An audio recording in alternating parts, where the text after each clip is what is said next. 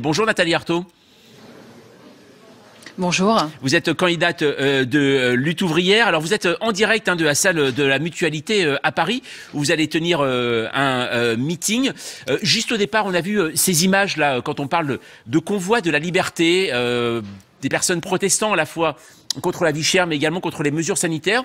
Est-ce que c'est un rassemblement que vous soutenez vous-même ?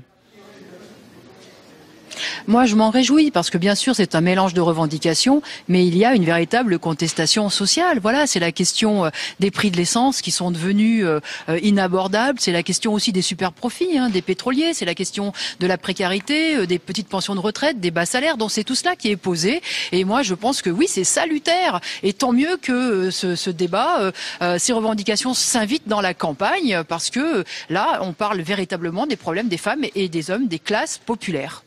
On le voit là, il y a une réponse policière assez forte. Pour vous, elle est justifiée ?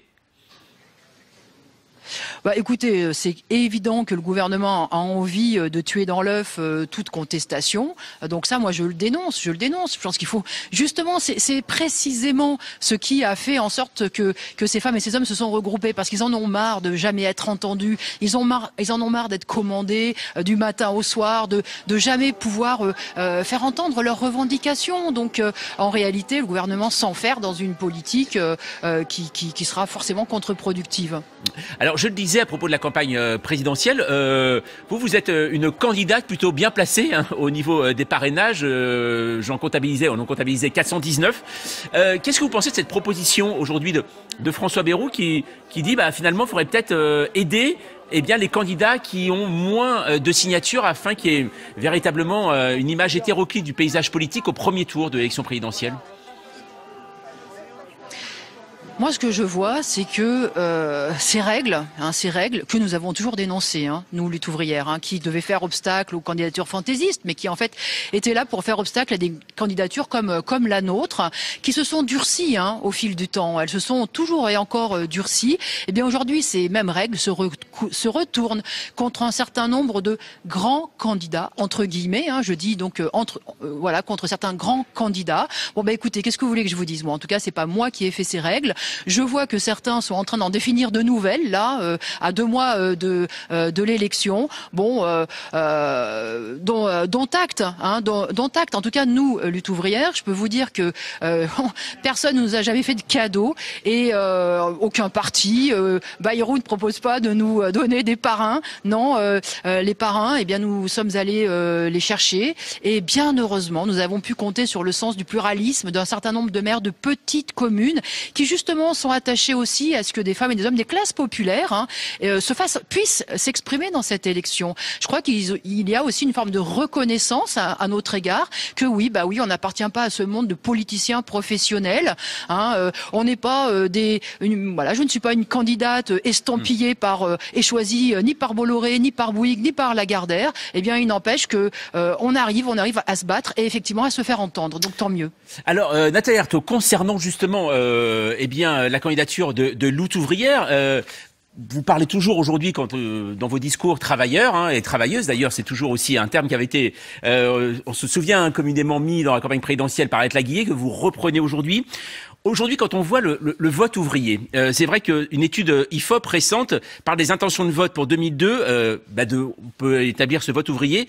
Il dit accentue le phénomène du vote ouvrier envers le Rassemblement national. Il atteindrait 45% chez les ouvriers, 42% des employés de vote en faveur du RN. Qu'est-ce que vous en pensez, vous, aujourd'hui, de ce monde ouvrier ou de ce monde des employés qui, aujourd'hui, se tourne davantage vers Marine Le Pen que vers une candidature Lutte ouvrière ou une candidature à gauche?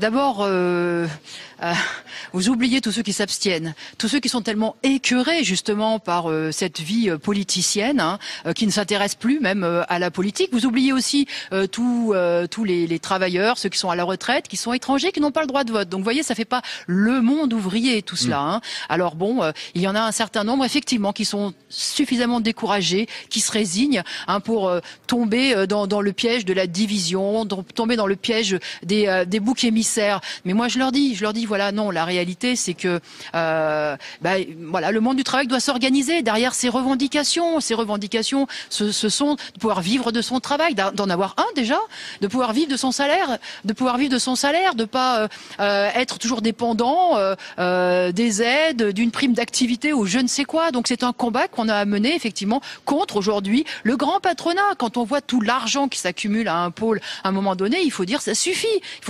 Il faut s'organiser. Alors bien sûr, moi j'appelle à un vote de combativité quand Marine Le Pen ou d'autres sont le vote de la résignation finalement. Alors c'est plus compliqué, mais clairement, vous savez, je pense que les aides-soignantes, les infirmières, toutes ces premières lignes ont pu le mesurer. Pour se faire respecter dans cette société, il n'y a qu'une chose, il faut s'organiser, il faut se battre collectivement.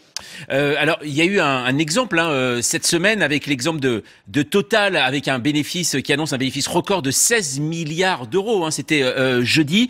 Ces grandes entreprises françaises qui ont connu une très bonne année 2021, permis entre autres aussi par les aides de l'État qui profitent, c'est vrai, aux actionnaires plus qu'aux salariés. Aujourd'hui, c'est un sujet pour vous, ces super profits?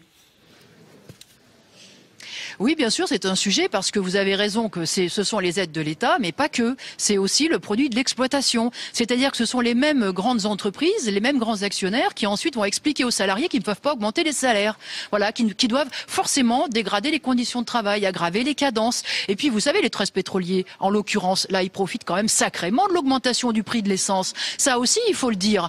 Donc, vous voyez, ils gagnent sur tous les plans. Donc, moi, j'appelle le monde du travail à se relever et à dire, justement, nous sommes les essentiels. Nous portons la société sur nos épaules. Nous la faisons fonctionner. Donc les salaires doivent passer avant les profits. Les emplois doivent passer avant les dividendes. Nos conditions de travail doivent passer avant les fortunes de quelques-uns. Voilà ce que je mets en avant dans cette campagne. Et j'espère que beaucoup auront à cœur de se regrouper derrière ce vote, justement. Jean Castex, cette semaine, a demandé aux entreprises de réfléchir à une augmentation de salaire. Ça veut dire que ça va dans le bon sens ? Oh, vous savez, les augmentations de salaire, quand on les a obtenues, c'est qu'on les a arrachées. C'est qu'il y a eu des grèves, qu'il y a eu des mobilisations. Moi, j'observe qu'aujourd'hui, que vous soyez dans une petite, mais même dans les grandes entreprises qui annoncent des super profits, je pense à Dassault, je pense au groupe Muliez, le groupe où il y a Leroy Merlin, je pense à Carrefour, je pense à Peugeot. Dans toutes ces entreprises qui annoncent des bénéfices, mais alors exceptionnels, eh bien, je peux vous dire que la moindre revendication salariale, de toute façon, elle est considérée comme irraisonnable. Voilà, il y a rien de raisonnable, il y a rien de crédible, il y a rien de possible quand on demande au grand patronat. Donc non, c'est une question de rapport de force. Vraiment, c'est une question de rapport de force. Moi, ça me fait penser à mai 68. Vous savez, mai 68, on pouvait pas augmenter les salaires. Et puis, une grève générale après, quelques millions de manifestants après, les salaires et le SMIC a été augmenté de 35%, voyez-vous, de 35%. Voilà, c'est la voie à suivre. Il y a pas de formule magique. Il va falloir se battre pour revendiquer notre dû. Mais Nathalie Arthaud, en 1968, la situation économique était tout de même meilleure au niveau de l'emploi, au niveau des entreprises. Elle était meilleure, mais écoutez, vous avez entendu quand même, comme moi, le gouvernement nous expliquer que la situation économique était géniale, qu'elle était géniale, qu'il y avait eu une croissance comme jamais vue depuis 52 ans. Moi, je l'ai entendu, le gouvernement, j'ai entendu Bruno Le Maire nous expliquer tout cela. Alors moi, je dis, écoutez, puisque le gouvernement nous dit que la croissance c'est du jamais vu depuis 52 ans, les augmentations de salaire et les pensions de retraite doivent augmenter comme jamais depuis 52 ans. Voilà, tout simple. Alors Nathalie Arthaud, en quoi le programme finalement de lutte ouvrière aujourd'hui il correspond aussi à 2022, parce qu'on sait qu'il y a un logiciel programmatique chez lutte ouvrière qui ressemble finalement aux autres années, aux autres élections présidentielles. En quoi aujourd'hui ça correspond, par exemple notamment sur l'environnement aujourd'hui? Est-ce que vous avez travaillé, est-ce que vous avez un volet environnement dans votre programme? D'abord, je voudrais dire que si notre logiciel met toujours en avant des augmentations de salaire et de lutter contre le chômage, c'est aussi parce que les inégalités et le chômage de masse, c'est un fléau aujourd'hui. Et ça, c'est le logiciel capitaliste. Par ailleurs, sur le terrain écologique, oui, bien sûr que nous portons un programme écologique, et je dirais même le plus conséquent qui soit, parce que vous voyez, nous pensons que tous ces trusts qui ont pollué la planète, qui sont complètement irresponsables, qui ne pensent qu'à leur cours boursier, et puis après eux le déluge, nous sommes pour les les exproprier. Nous sommes pour les exproprier, nous sommes pour les tenir responsables de toute cette catastrophe climatique. Et nous sommes donc pour prendre en main collectivement ces grandes multinationales pour les faire fonctionner de façon unifiée, sans cette concurrence, pour répondre d'abord aux besoins des gens et puis pour respecter évidemment la planète et l'environnement. Donc bien sûr que ça fait partie des choses d'ailleurs dont je parlerai beaucoup tout à l'heure dans mon meeting à 15h. Cette semaine d'ailleurs, à propos de l'énergie et de l'environnement, Emmanuel Macron a par exemple beaucoup parlé de relance du nucléaire. Est-ce que c'est quelque chose que vous soutenez aujourd'hui, par exemple le nucléaire, les EPR, ou vous êtes vous-même pour une sortie du nucléaire ? Mais vous voyez, Emmanuel Macron a relancé le nucléaire. Alors, il a commencé son mandat en fermant Fessenheim. Alors bon, voilà, c'est une girouette sur la question. C'est une vraie girouette sur la question. En fait, pourquoi il a relancé le nucléaire? Parce que les capitalistes de la filière ont des intérêts, parce que c'est une question de gros sous. Ils ne raisonnent pas du tout en fonction des besoins, en fonction de la sécurité, en fonction de ce qui est bon pour le climat. Ils raisonnent en fonction des intérêts, effectivement, du monde capitaliste en plus. Donc, comme maintenant c'est le tout électrique, et qu'il a promis effectivement aux constructeurs de refaire tout le parc électrique avec des voitures électriques, alors même qu'ils savent pas ce qu'on va faire avec les batteries, etc., etc.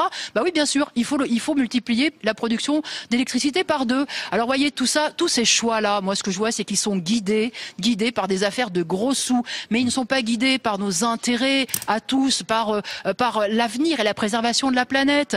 Et puis je dois avouer que j'ai entendu Emmanuel Macron dire que voilà, il nous garantissait la sérénité pour l'avenir. Mais moi, franchement, ça me rassure pas. Ça me rassure pas cette fuite en avant là vers le nucléaire, parce que quand on voit ce qui se passe avec l'EPR de Flamanville, on devrait quand même se poser quelques questions. Flamanville, il a 10 ans de retard et c'est 4 fois plus cher que prévu. En réalité, c'est un fiasco. Alors moi, je sais même pas. Et est-ce que d'ailleurs Macron lui-même le sait? Est-ce qu'ils sont capables vraiment de les fabriquer ces EPR? Et pourtant, ça créerait de l'emploi. Donc ça satisferait aussi beaucoup de gens. Mais ça créerait de l'emploi. Mais écoutez, des idées pour créer de l'emploi, je peux vous dire que j'en ai beaucoup. Ouais. J'en ai énormément. Et puis vous savez, je crois qu'il faut pas beaucoup d'imagination pour comprendre qu'il y a des centaines de milliers d'emplois à créer dans les hôpitaux publics, dans les EHPAD, dans l'éducation. Et puis il faudrait réduire le temps de travail, répartir le travail entre tous. Vous savez, dans ces entreprises qui annoncent des super profits, l'autre problème, c'est que les cadences se sont aggravées, c'est que la surcharge de travail est énorme. Il y a des femmes et des hommes qui se tuent aujourd'hui au boulot, littéralement, qui perdent leur santé parce que c'est un rythme de travail qui est délirant. Donc je peux vous dire que des emplois à créer, il y en a, à condition qu'on soit prêt effectivement à empiéter sur les profits du grand patronat. Mais des emplois à créer, c'est pas le problème. Mais créons-les pour qu'ils répondent vraiment aux besoins de la population, et pas pour faire tout et n'importe quoi. Une chose, Nathalie Arthaud, juste derrière vous, il y a le logo de Lutte ouvrière. On y voit la couleur rouge, la faucille et le marteau. Ce sont toujours des symboles importants pour vous en 2022? Oui, bien sûr, plus que jamais, il faut que les travailleurs se regroupent derrière leur politique, derrière leur propre drapeau.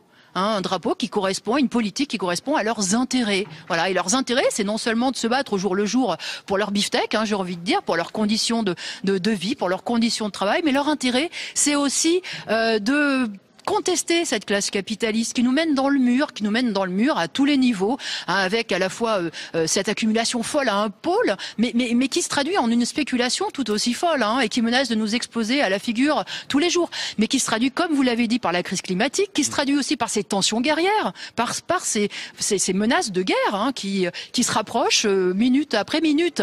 Donc voilà, cette conscience que les travailleurs finalement, ils portent une politique, un programme, des perspectives aussi pour changer toute la société. Parce que nous pensons que ce capitalisme, il faut le renverser, que les travailleurs, ils en sont capables. Vous savez, ils font fonctionner toute la société. Nous disons que les travailleurs au pouvoir, ils la dirigeraient, ils la géreraient 1000 fois mieux. Merci beaucoup, en tout cas, Nathalie Arthaud. Vous étiez en direct de la Mutualité. Vous allez tenir un meeting. Merci d'avoir répondu aux questions de LCI. Merci.